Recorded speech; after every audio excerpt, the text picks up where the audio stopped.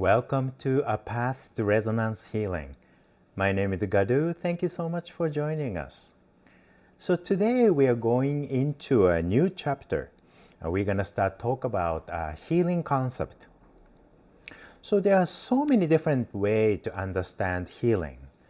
And sometimes this technique or the other, sometimes they claim that's all you need to know or that's the absolute truth. But it's not always that's correct.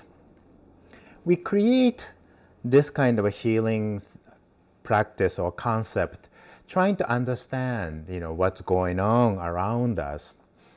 It's like a language. You can say this language is correct and then this language is not. Each language have its own way of explaining things, and it came from a different culture and different environment. For example, some language have so many different words for snow, and other language have so many different words for rain.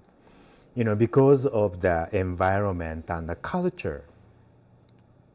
So when you are trying to understand, this healing concept, you always have to know this is just a one language, one way to understand how the healing works.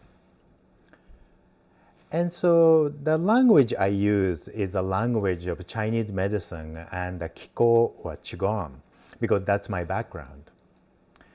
And I found it to be very logical, so it's easier for you to understand, like, oh, this is kind of a why, this happens, and then this is how you treat it, how you approach it.